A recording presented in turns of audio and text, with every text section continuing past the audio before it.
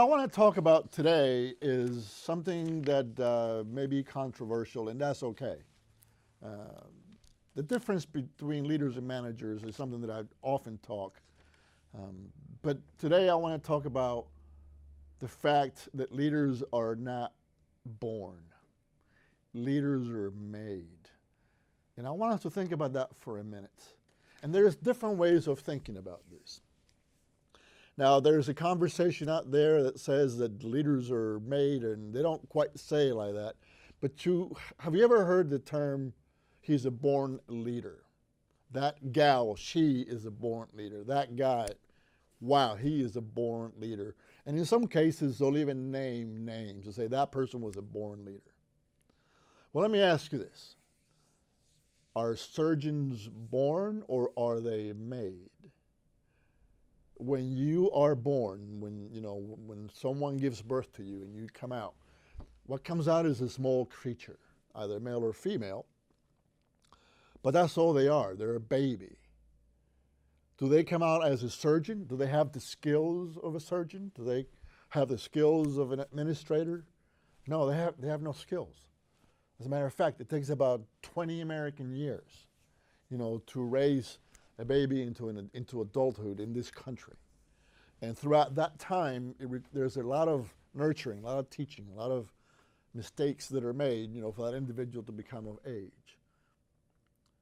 Or are people born with individual talents or individual gifts? See, I'm of the belief that we have an innate ability to become who we are, to live our purpose. And when we're born, we probably are born with certain gifts that are given to us at birth, that we don't know what they are, but it's part of how we're born. And throughout life, we gravitate towards, those particular gifts. And we have a propensity of, playing the piano. We have the propensity of, playing a lot of sports. Now, if you're a religious person and if you believe,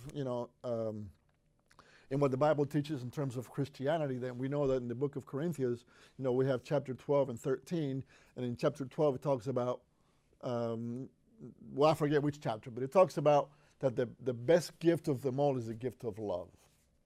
Not all of us are lovers, but it talks about the different gifts that are given each one of us, and some of us, can be preachers, or some of us are prophets, some of us are other things. Well, I like to believe that some of us, are leaders. But it doesn't matter because we're not born leaders, we're born babies. So leaders are made throughout time.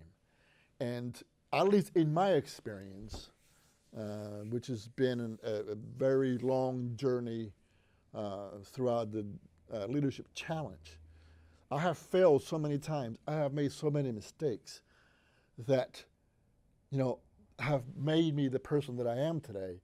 But even though I have failed so often, I still want to be the best leader that I ever could be, because that doesn't go away. And living within my purpose allows me to be successful at the different leaderships that I have held. So at least for today, my point of view is that leaders are made and they're not born.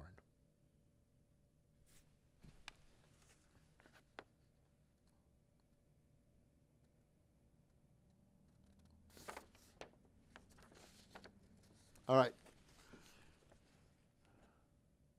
Today I want to talk about, and I have to look at this paper because there's too many steps to this one, but I want to talk about the 8 steps that you must take if you sincerely want to beat the odds.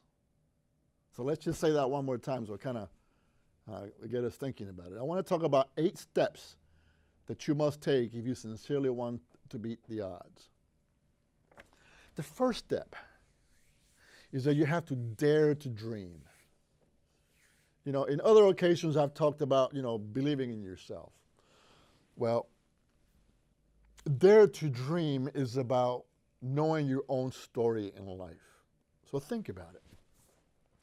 Can you possibly be a person that has lived or was raised in a ghetto?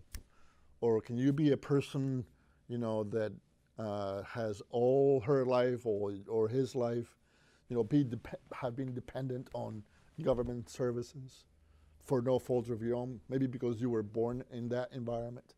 Well, the first thing to do if you want to beat those odds and change that is you have to dare to dream, and you have to know your own story.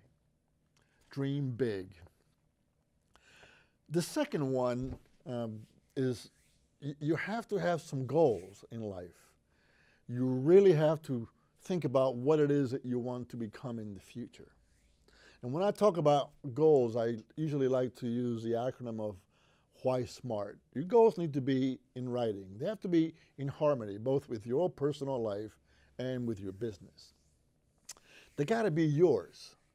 If you're trying to accomplish your husband's goals, then you're never going to really accomplish anything, because you're just living his dream or he's living your dreams. You got to have your own goals, set of goals that you want to accomplish. And they have to be specific. They have to be measurable. They have to be attainable. But on the part of attainable, I also talk about sometimes you have to have a goal that is so hard to attain, so incredibly ridiculous to attain, that unless God himself intervenes, then that goal is bound for failure. They got to be realistically high, and you got to be able to track them and measure them over time. The third step out of the 8 is to learn to adapt to changes and react to failures.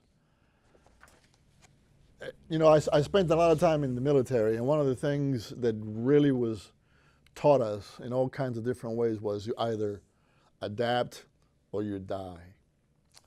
So in life, as in business, you have to be able to adapt to changes. So in business, you got to know what the market conditions are, and you have to change to those conditions. Or you have to transform the way that you think or the way that you behave.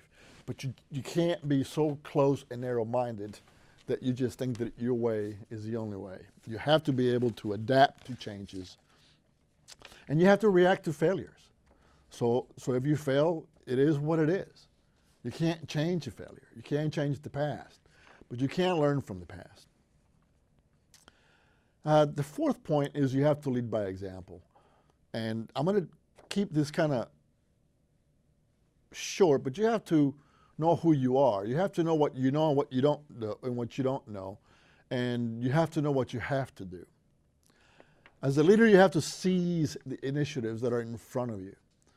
You can't be so indecisive that you don't act on an opportunity that is in front of you. So if you want to really beat the odds when it's in front of you, you have to act.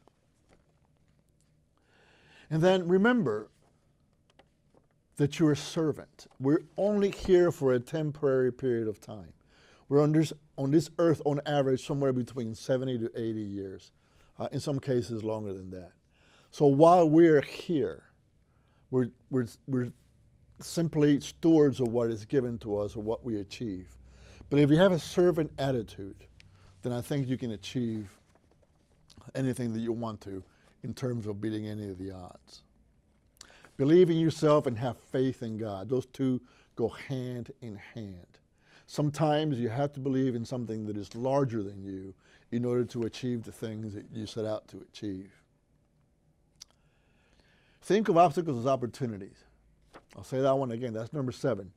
Think of obstacles as opportunities as opposed to problems.